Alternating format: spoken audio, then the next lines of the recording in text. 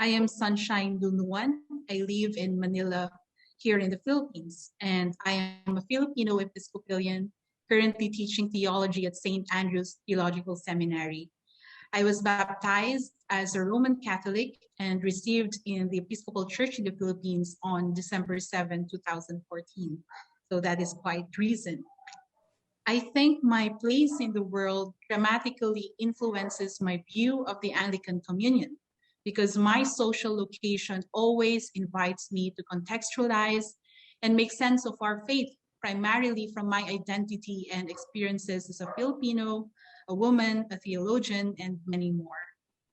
Since a majority of the interviewees talked about the value of the Book of Common Prayer, the liturgy, and being rooted in a specific faith community, the video testimonies affirm the centrality of prayer in Anglican spirituality, both as a communal and personal space for transformation in Christ, because it shapes our hopes, our commitments, our theologies, and how we engage with the world or the cosmos.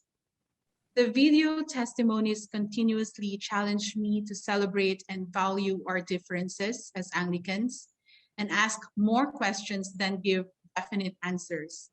I remember that one of the main reasons why I was attracted to the Episcopal Church community here in the Philippines is because I have encountered people who listened to my questions, entertained my doubts, and walked with me like Jesus with the disciples on the road to Emmaus. So the videos reminded me of those powerful and life-changing conversations. As a teacher, their testimonies also helped me remember that I function as a midwife. My primary goal is to coax my students' theological imaginations and commitments that would someday reshape the future of theology in the Episcopal Church in the Philippines and my wider context. There are many excellent insights we can glean from the videos.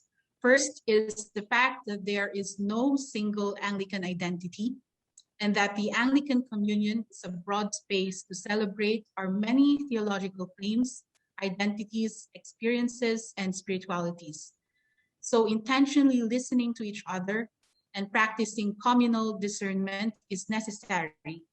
These acts of listening and discerning call for us to take risks and vulnerably opening ourselves up to the other, or as I always say, the holy other, especially those with whom we disagree. Second is, in relation to the first, I think it is crucial to reimagine biomedia as a theological method and practice that invites us to live and theologize the tensions and borders of our faith.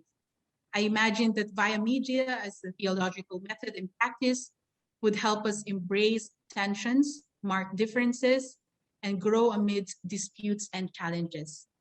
Lastly, it is pretty evident in the videos that their description of Anglican spirituality confounds or challenges the sometimes perceived division between prayer and practice, theology and ministry, and church and society or the cosmos.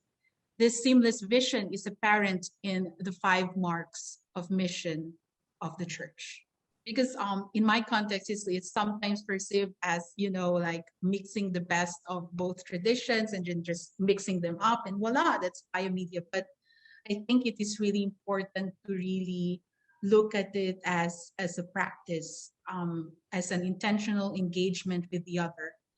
And in that discussion, in that intentional engagement, that is, I think, where biomedia would greatly shine and would be entirely relevant here in the Philippines, without just saying that we are both Catholic and Reformed.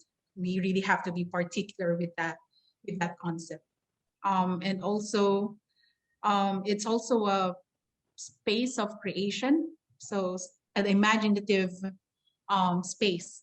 So it's really dynamic and not just a static thing that is inherited from the past. I believe in the importance of storytelling. So I think the videos invite students of Anglicanism to revisit and engage with their own stories and the stories around them.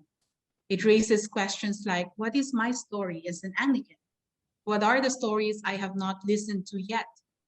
Intentional and critical engagement with our individual and collective stories are foundational steps towards understanding what it means to be Anglican.